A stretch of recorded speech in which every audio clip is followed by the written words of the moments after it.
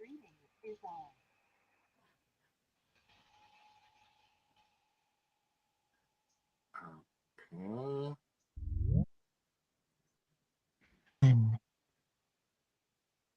And I'll need the URL or the wiki page.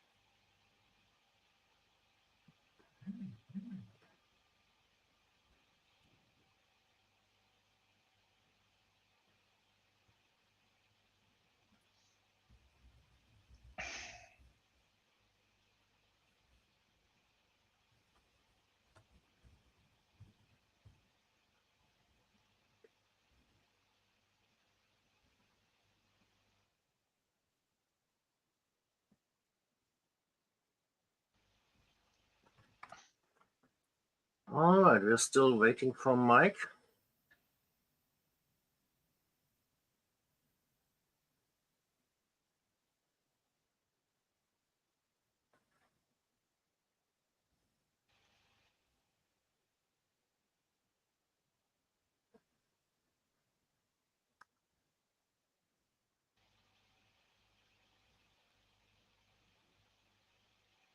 Ah, Uli has joined.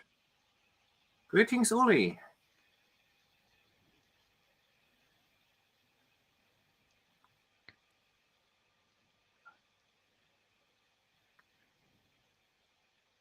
Uli, if you want to speak up, you need to turn on your mic. Unmute yourself. Ah, there's Mike. Hello, Mike. Good evening. Hello, Mike.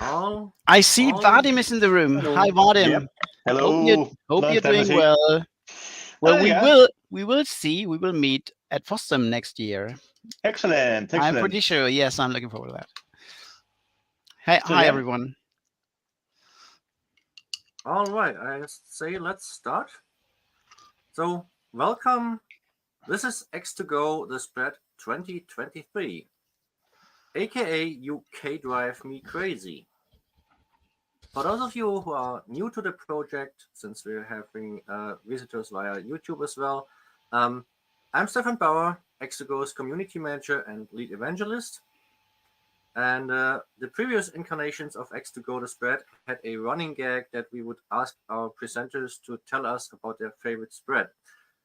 As this year's presenters are all recurring ones from previous years, that doesn't make much sense because they would just show their old spreads again.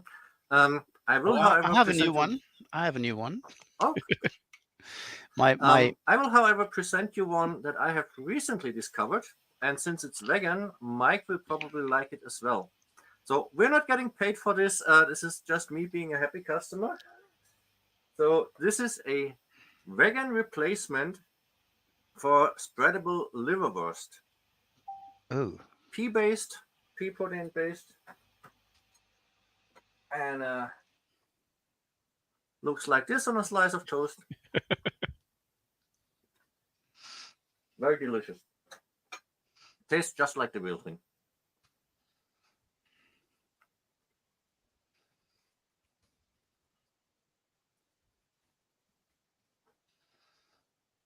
But anyway, let's start off with some statistics.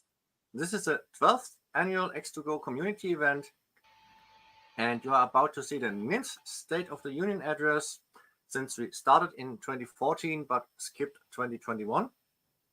1.5 of these addresses were presented by Mike, the remaining ones by me. Were they? And this is also the third X2Go the spread and the third time that one of our own events is 100% online. X2Go the spread 2023 will consist of 4 to 5 talks, demos, one discussion, and some videos, all spread out, hence the name, across all 5 days of this work week. So let's take a quick look at this week's agenda. All events this week start at 2000 CET. This starting time was a feedback we got from the first X2Go the spread, so we are sticking with it. Somebody is just causing an echo here. It's me.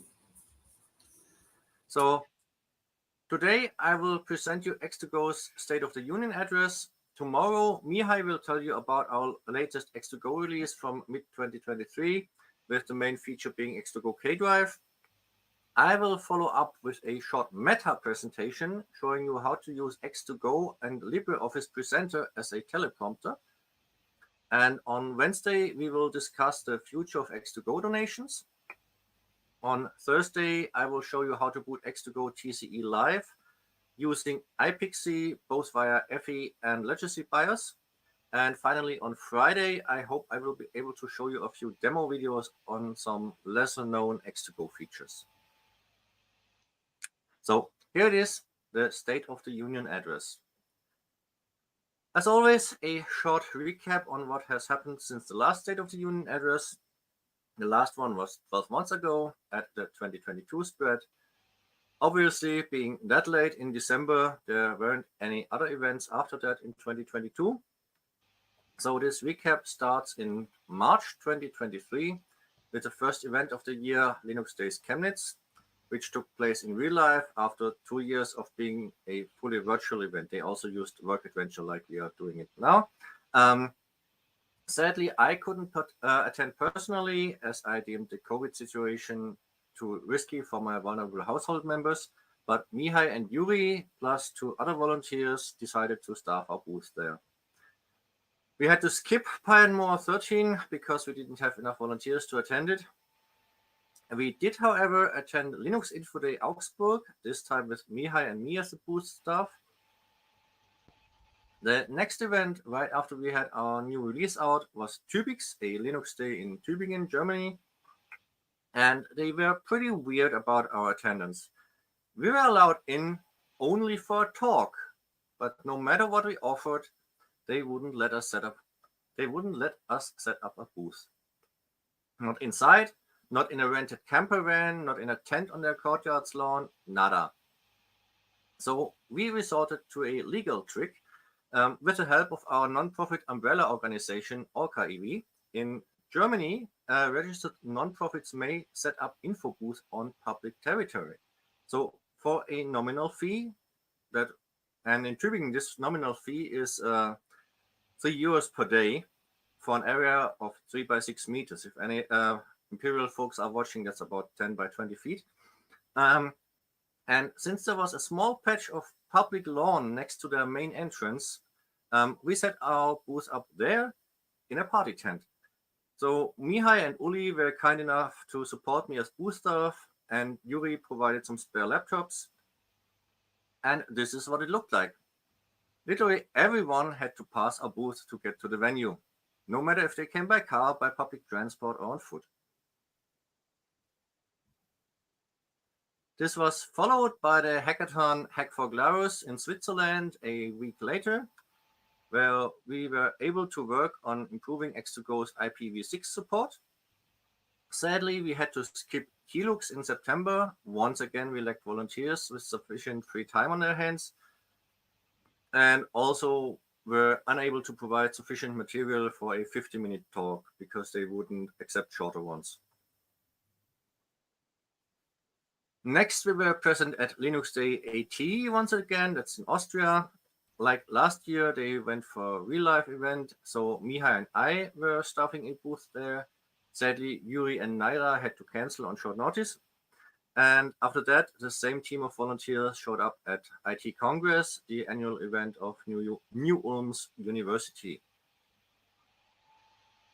The last events of 2023 were/are the Tux Days, Tux-Tage, another virtual event with the talk being a repeat from the one at Linux Day AT, a radio interview at a non-commercial radio station that we had pre-recorded for them and that got aired way sooner than expected, and yesterday's annual Orca EV meeting, and well, this week's X2Go the spread. From past and present, now on to the future. Sadly, we won't be able to attend FOSDEM. Once again, we are past the deadline to apply for a booth or to submit a talk. For 2024, Chemnitz Linux Tage, Linux Days Chemnitz, is currently planning a real-life event again. The deadline both for booths and talks seems to be January 8th, 2024. and we are again in dire need for booth staff. We need at least 2 and a maximum of 4.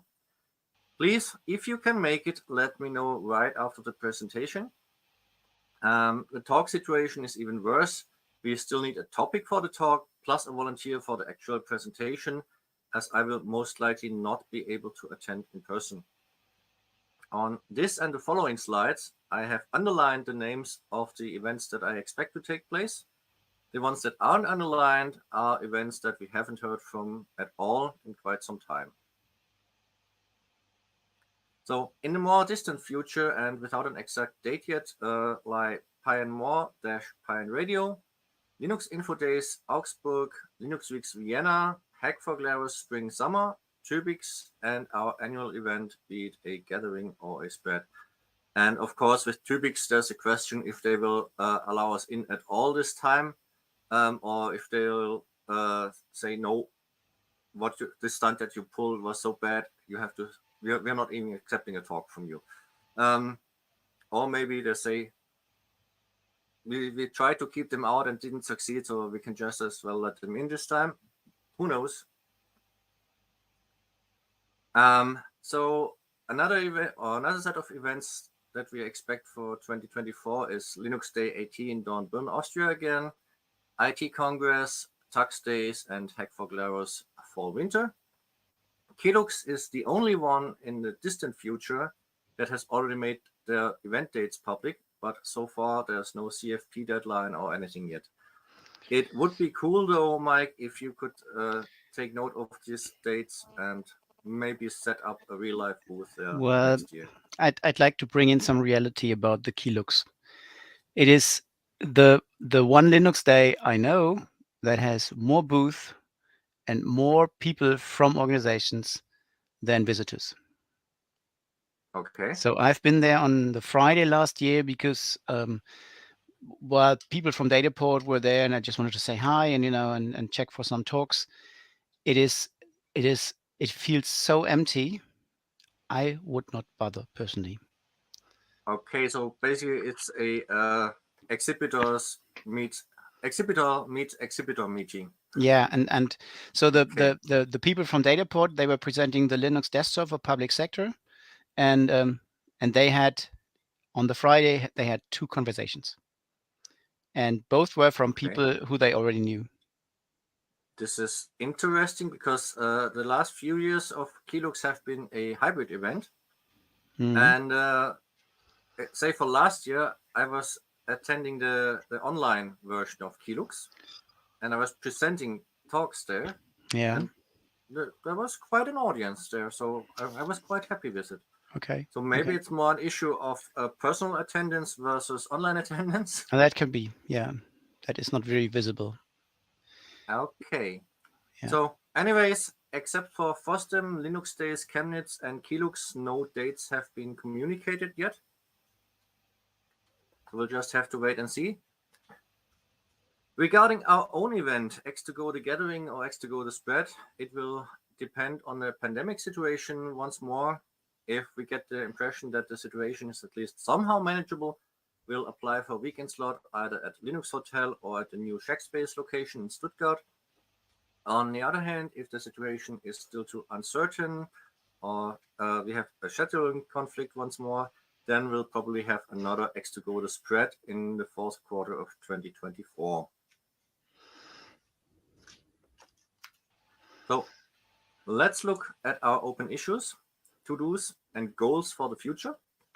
While COVID still isn't over, it isn't new anymore, and after almost 4 years, we've now learned to work around it somehow. There are quite a few issues that we're still dealing with, and I'm happy to announce that this week, Mike has volunteered to migrate our Git repository and bug tracker to the GitLab instance that we've been dragging along for a while already. And Yuri and Mihai will assist him in doing so. Some other to-dos that we expect to work on today and or in the following days. Well, there still seem to be issues with X2Go TCE Live, both regarding Bookworm and regarding the PyBuilds, and I hope that I'll get around to fixing those. Like, Vadim, you're around to it, will hopefully help. Next, the X2Go TCE live build script collection should become a Debian package, and that's something we had already planned last year, but it got lost somewhere, somehow, I don't know.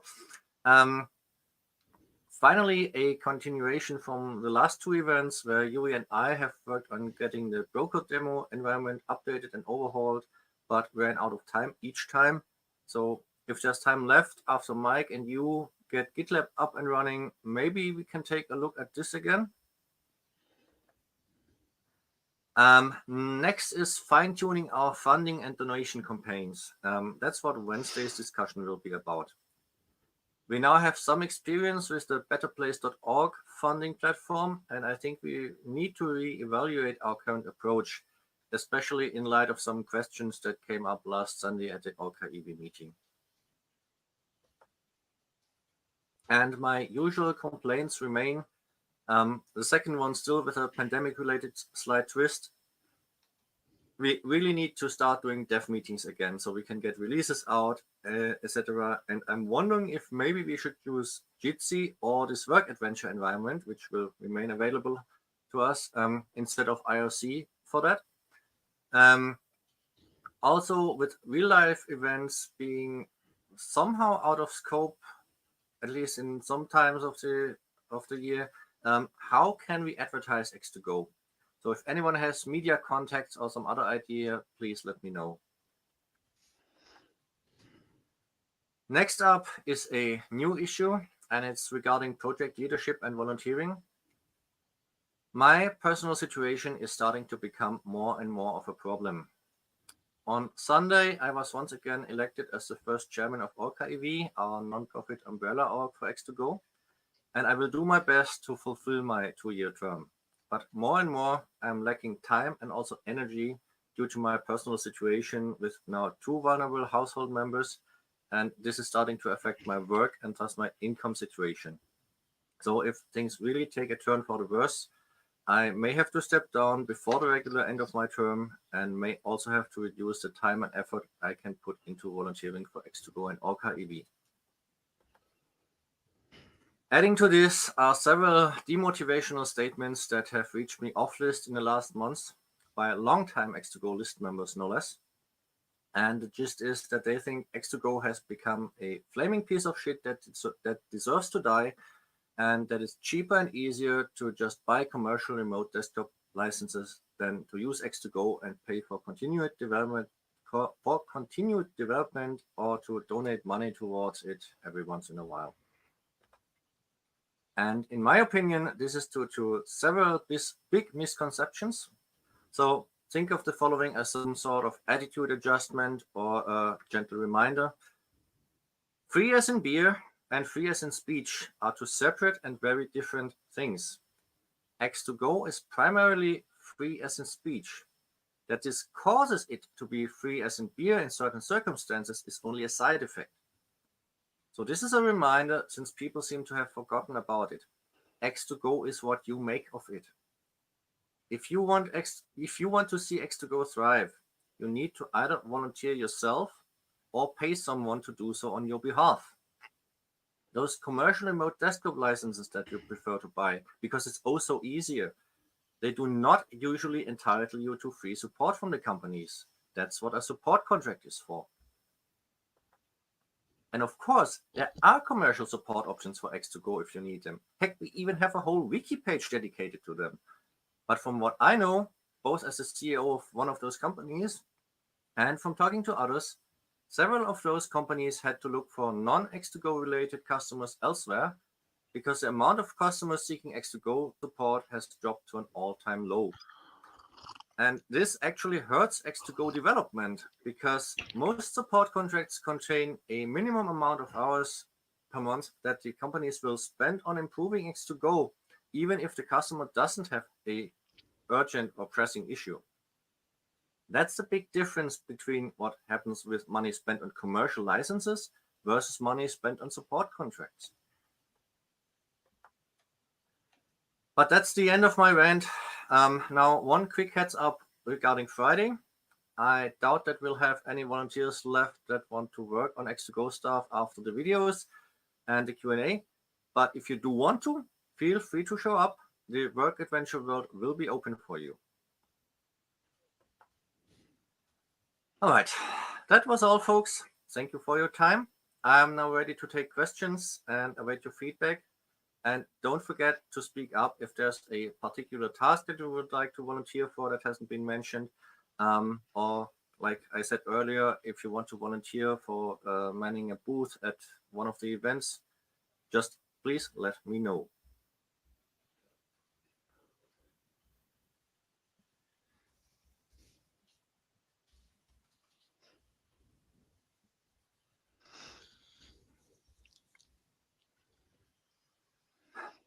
Thanks, Stefan, for giving us a short summary on everything. And basically, I think I'd be personally interested, not maybe here in public and in a stream, what those feedbacks were, and also so to some respect, I can understand if people think that X2Go is sort of a bit of an old architecture approach, because that is true. Nonetheless, it works, and it as it's in its traditional way of architecture design, it doesn't mean that it's sort of outdated or old-fashioned. But old-fashioned maybe, but not outdated. We certainly have to follow up with desktop environments, but the core problem of remote desktop is not related to X2Go only. It is related to the desktop environment developers not having the remote use case in their mind when they work on X2Go. One major issue was packaging. That we do not offer packages for the distributions that those users are using.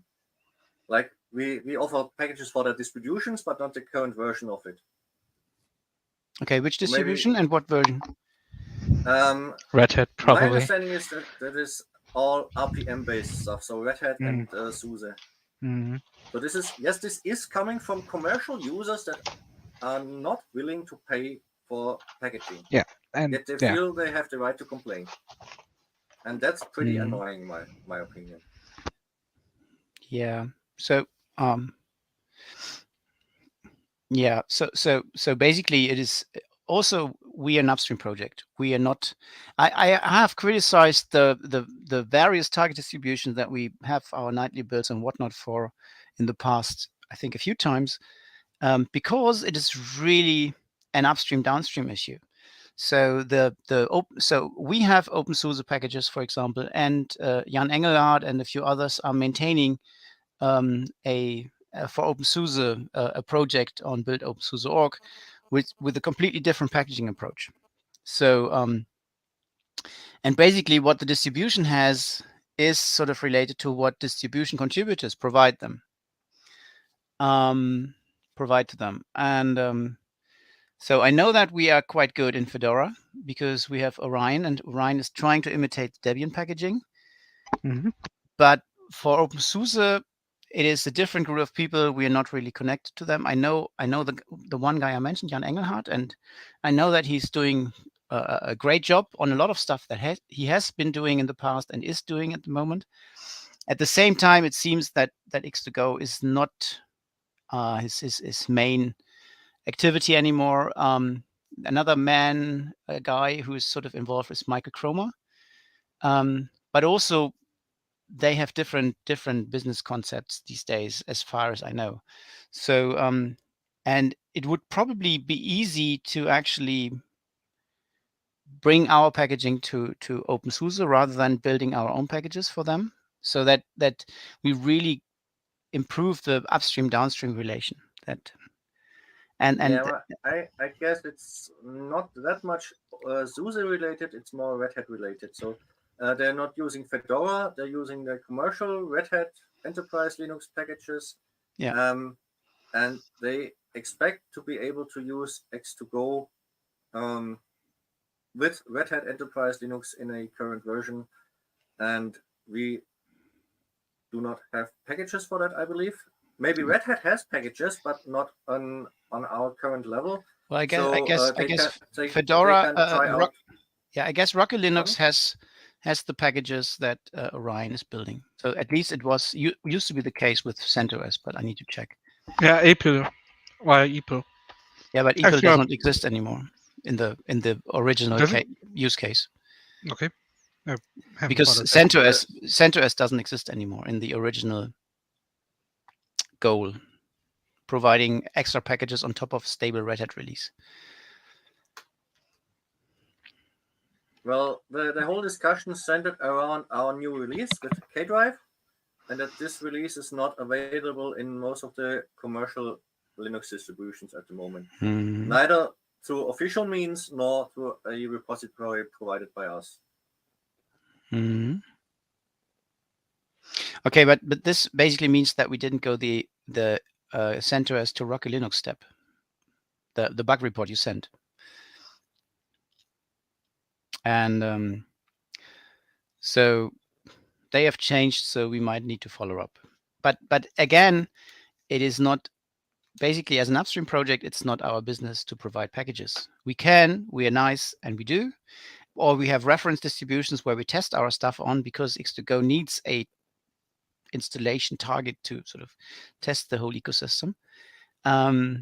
It could be one in the RPM world and one in the deb world maybe, but then there will be stuff will be missing, and maybe at the very end, maybe we should even reduce the number of packaging, because the packaging effort, me as I understand, is quite enormous that you have. And if it's paid work, yes, but if it's not paid work, then let people from the distribution do it, or it's not available, or customers pay, period. Yeah, and that's this entitled attitude that is completely demotivating. Yeah, but the problem is that if you spend a lot of time on packaging, you don't have time to put energy in upstream releases. So if you get paid or upstream development, if you get paid for the packaging, all is well. But if you don't get paid for the packaging because you have, and from Mihai, I know that he wants to support all the different versions of active and long-term supported distributions, that really takes development time away from you. It doesn't mean you have to develop everything, because we have a lack of development hours in the project as well. It's probably not a secret. At the same time, even then, it would be more important to actually reduce the packaging effort and just say, we do one deb distro and one RPM distro, and we support the current stable and maybe the last stable, but maybe not even that, maybe only the current stable, and this is our reference implementation. And if it works there, we are good, and the rest is on downstreams, in downstream's hands. So and if there is a customer, people want to try out K-Drive. Yeah, then they can use if they can't, they can then install a system or two systems with the reference distributions, either or, and then test. And we can really make sure that that works for them, and that is really close to the distribution packages themselves.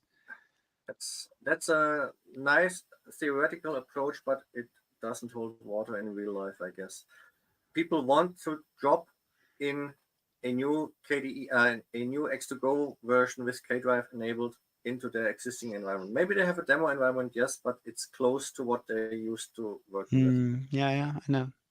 Yeah, it is hard to actually take a toy away from you once you had it. So that's the problem here. It's not a general problem. It is a transition problem. Yeah. So and what I hear from other projects, and which is a bit nasty, they present or they provide packages to customers, but they hide the packaging recipes.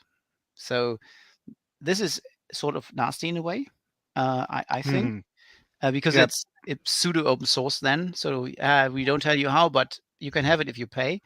So I don't like that personally. Do you mean they hide the build recipe as in the Debian upstream source or the RPM spec file and stuff like that? Yes, or do they for example, yeah. Or do they hide the build environment which they have built? No. They hide the packaging recipes, which is the Debian folder for deb packages or the spec file for RPM packages. Which is against the GPL usually. Unless you provide them on request. Yeah, Okay. that's what they do.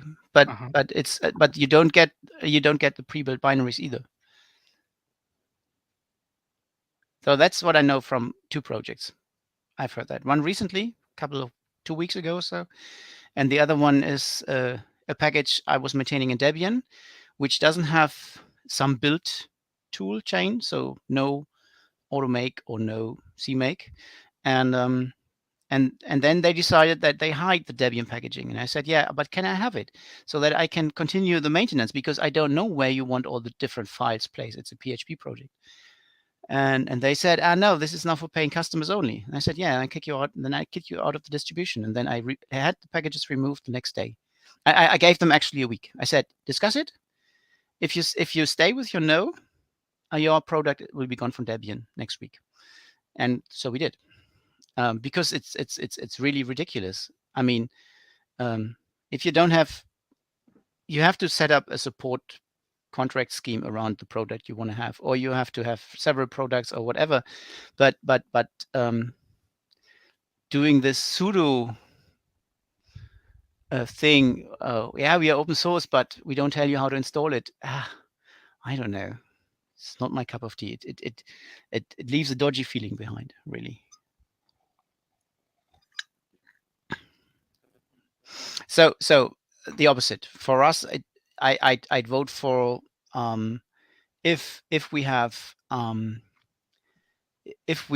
a customer that wants certain distro versions supported, then we develop that, or we maintain that in a public space, so everyone can have it, and we also provide the packages in public. Well, that's what we've been doing so far, I guess.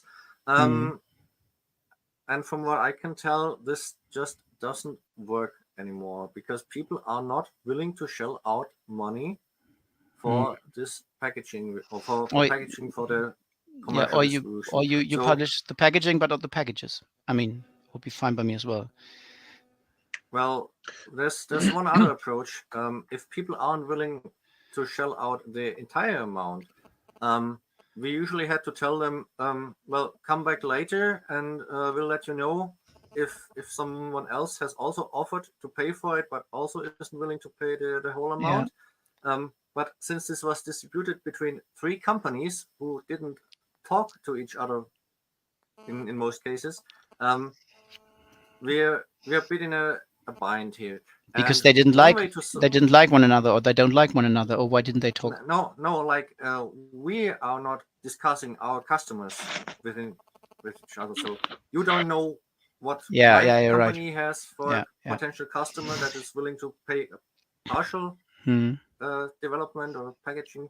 I don't know if Alex has customers that are willing to pay but not willing to pay as much, and so on. And one approach would be what we're discussing on Wednesday, that we use Better Place as some sort of bounty feature, so that we could say packaging for Red Hat Enterprise Linux 8 costs the following amount, and well, you don't get an invoice for it, but it's a donation, and if you get enough donations, then we'll start working on this. And that way, the amount available versus the amount required would be visible for everyone. Yeah. So in fact, there is one project I know, OPSI. They do it. They do it in a company. So they have basically this money collecting thing on their website, or they actually do it a different way. They do it this way.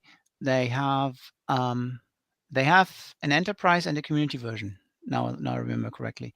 And in the enterprise version, there are features that they pre-invest in. So, for example, it's a Windows software distribution thing. So, zero-click installation of Windows 10, for example. And so, and as a paying customer, you have to sort of pay for the feature. And once there are enough paying, and with subscriptions, and once enough customers have paid for this feature, they it becomes open source. Open source it, yeah. So it becomes fully open source, and then everybody can have it. Yeah, the problem with that is that we do not have enough money to pre-finance this. Mike, as long as I know, they don't do it anymore. So what's the it was their model, but Okay. not anymore. Oh, what's their model now? Do you know? They don't publish money that was spent to such features, and I don't found some information on their site, stuff like that. Yeah. So, but Pricing. my 2 cents for this issue,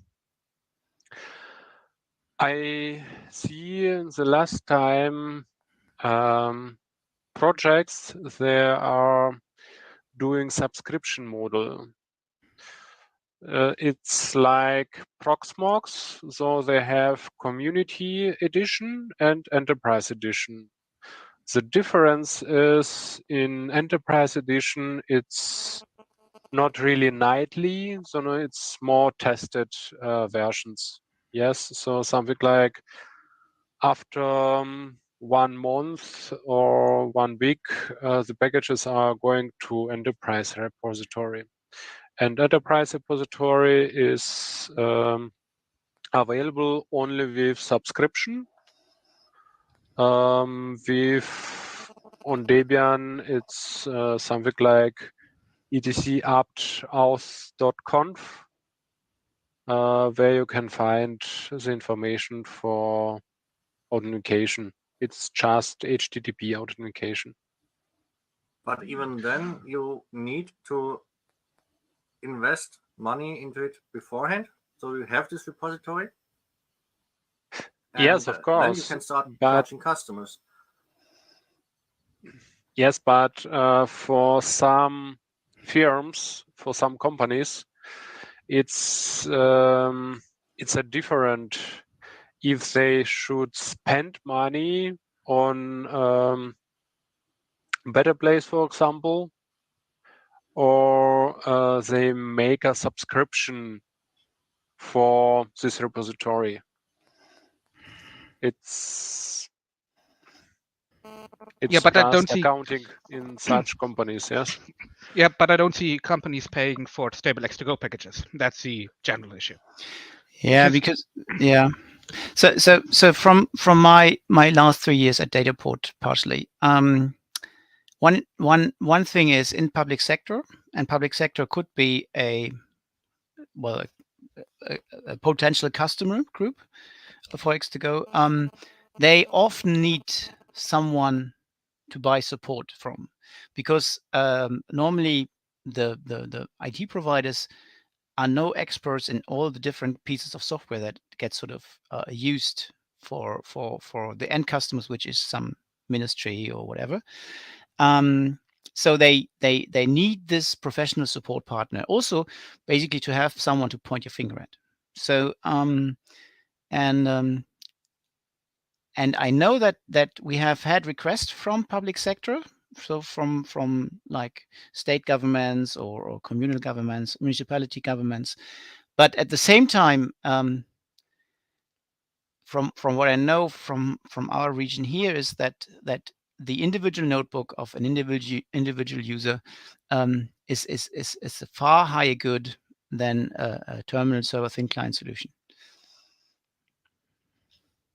And if they go in the direction of terminal servers, it's mostly Windows based, because they have some Windows special software that they need to distribute to endpoints.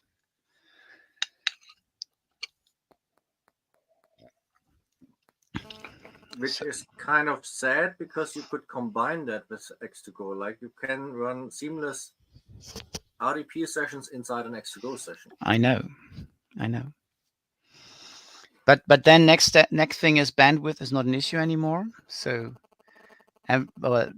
most of the households here have 50 Mbit, and in a VPN, it is well usable. So you don't want to know my upstream and downstream. Yeah, but you could have at least 100 megabits per second if you were if you would just change to a different tariff. So that's not a good example. No. Well, I could sign up for cable service that would provide 100 megabits downstream. Yeah. And I think 15 megabits upstream. which is in absolutely that sufficient package. for RDP. Yes. But my experience with them is that they're just not stable. So I've had downtime like over almost a weekend, and that's why I'm not running the company over that line. I do have a small internet package from them with 30 megabits downstream, but I have a fallback line, so to speak, that's still DSL, Mm. and that's 6 megabits. Yeah, can we pause downstream. that here, because Stefan, that's a really singular experience you share. Mm. The most people, at least here in our region, they work for a company that pays good salaries, and they have a good internet connection at home. And since Corona, most of them have, and they get all the equipment to set up a home office workplace. So and the bandwidth then is works fully well with RDP plain protocol. So that's, it's not the interesting bit here is that that in public sector the digital sovereignty as a term is a big thing, and that it might be interesting, but probably not really, because they also have enough computing power everywhere, and mobility is a far greater good than this remote desktop computing. So people really, they get their notebook, get all software deployed to the notebook, done, period. And that's one issue we are facing, really, that having a powerful server in the middle and one installation for many is not something, a use case for these public sector environments. What they do is they have a huge apparatus of system management and endpoint states that they track, and that they so can revert and make sure that reinstallation takes only like 40 minutes, stuff like that, that all data that was local gets backed up and sent to some storage in the cloud, whatnot. So this is, yeah. So I'm not saying remote desktop is a sinking ship, but it's certainly those who are happy to contract companies like yours and mine and whatnot, and buy support. So the public sector, like Dataport, or like, I don't know what the thing in Bavaria is called, they have different use cases for their endpoint devices. Well, if you look at our success stories page in the wiki, we have a lot of universities as Yes, X2Go users. because they have their That's, research centers and data centers yeah, with computing horses, Yeah, that's a different completely different cup of tea. I was more like about ministries and bureaus in the public yeah. sector. I just don't see us getting a foot in the door with those. Yeah, me neither, really. Mm. Okay, so yeah. I mean, for me personally, I have think been, yeah. these complaints that I got regarding Red Hat Enterprise Linux and us not providing packages for it, I think they were from universities or similar research centers as well. Yeah. I don't remember the exact names from the top of my head, and I don't want to engage in public shaming them by name here. Mm. And if one of them is listening right now, it's not just the one or the two that might have sent this. There have been more than just one or two. Mm. So it is a valid complaint that we don't have packages for Red Hat Enterprise Linux. What really pissed me off was this entitlement that they expected for free. Mm. Yeah, and it's really the mail for Red Hat needs to be sent to Red Hat or to Rocket Linux, and same for other distributions. So, okay, shall we dive more into this, or can we cut it short, really, and perceive that we had this feedback and that we are not at you can wish you something. Wünsch dir was. So and our focus should not be packaging files into packages. Our focus, because I include myself here as well, because I have been working so much on company stuff and had virtually no time for X2Go, a little bit. We actually had, we had the Reminer project last year, or was it 2 years ago? But yeah, sort of most of these stories are side stories, and not reflecting what the general contract topics are normally. So But the what I was valuable wondering is- time. So let me just finish. The valuable time we have, we should put into upstream development and not into packaging, unless it's paid. Yeah, and unless it's paid part is the one that we as companies could earn money with. So Yes. I was wondering if maybe we should contact those universities that we have listed on the success stories page, for example, and nudge them that we have this new K-Drive release and that they might want to try it out, and let them know that if we don't have packages for their distribution and the version of their distribution, that they should contact us and contract us. Yeah, here also it is probably good to pre-finance the teaser and say, and if you want to have updates, then you're in. I don't know. Yeah. I don't know. Well, I agree that that especially enterprise Linuxes like SLED and Red Hat, those are used to paying for licenses and subscriptions anyway, and they have an infrastructure where they have a clear position where they pay licenses for software. We could simply, be added to their books, basically, or mainly you, Stefan, I guess, because I will not start doing Red Hat packaging really. Yeah. I think so this will be part of the GitLab transition anyway, because the building mechanism will have to change in our Jenkins server, because we will use the GitLab plugin.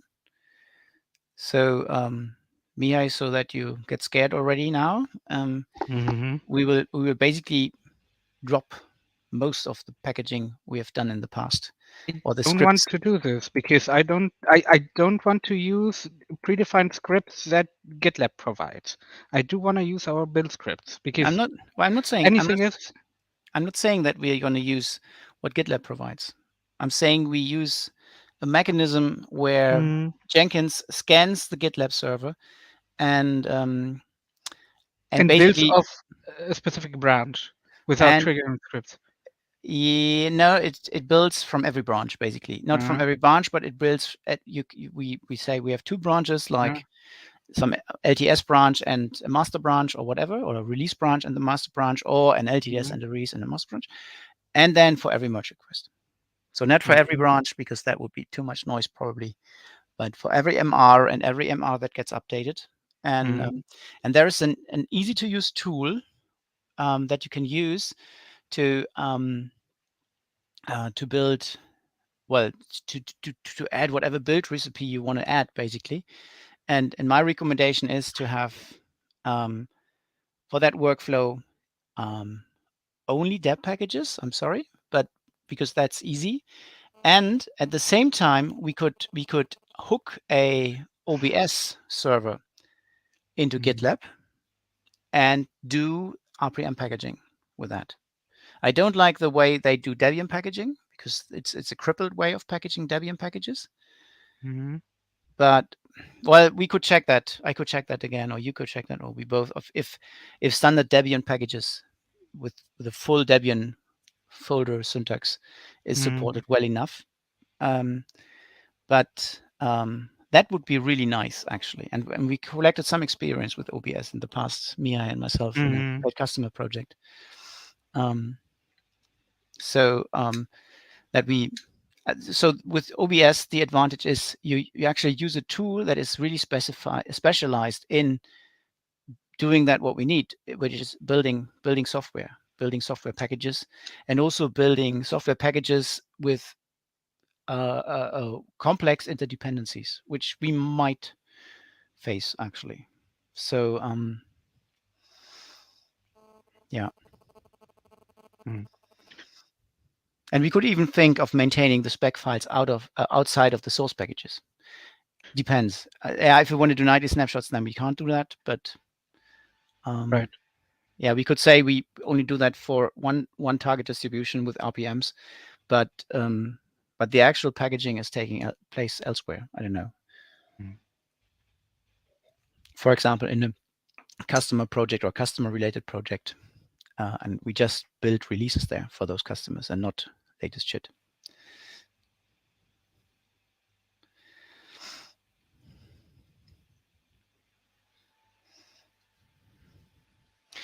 And I understand, I know the build scripts pretty well, and I know that they have the history and they are longish, but they do exactly what we want. So I fully agree with that.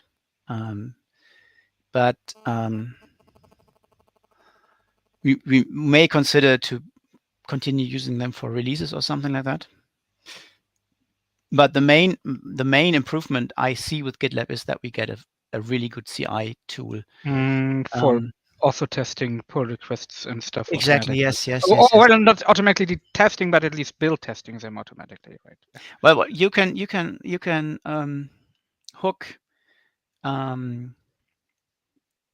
you can hook the Jenkins jobs QA, into Aptly, and with that you can actually create for each merge request you can have your own dep archive, your apt archive.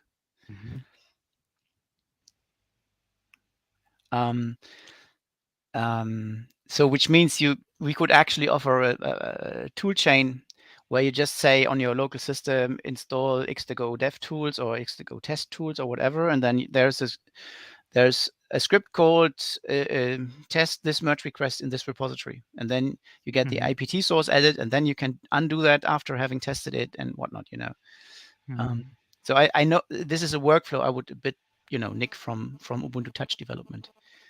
But it has come in handy in the past in that project, really. So and it's all open source as well, so why not learn from them?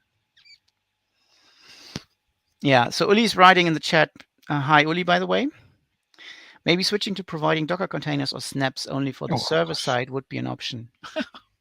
Well, Docker container means that you have to put the software you want to deploy also in the Docker container. And it means that you have to use systemd. Yeah. Mihai is just trolling me here. I'm not trolling you. It's true. And I don't like systemd. But, yeah, but the world is using systemd, Mihai. I'm not using systemd. Yes, I know. And you're not the world. Yeah. Yeah. So from the architecture of the server part, I think the problem is that also with I'm not so sure about snaps and snapifying services and whatnot, but I think this snap will die out eventually. Yeah, so an X2Go client could be deployed as an app image or as a snap package or Flatpak, whatnot. But the server is so deeply plumbed into the system, I don't really see that. So because you then have to, in the Docker container or in the sandbox where the snap is running, you have to, you know, provide all the software. I'm not quite sure about snaps because there is an approach where you can have snap services that interact with your desktop or with, you know, via socket files like cups. Cups comes as a snap package in Ubuntu these days. But also it is a well encapsulated entity, and you need the socket file or you need a TCP socket and done. In X2Go, it's more well plumbed together on a script-based shell part. So, yeah, I don't know. Mm. Yeah. So do we need to reach a consensus here regarding what we do with our packages? No, I don't think so. And we're approaching 2100.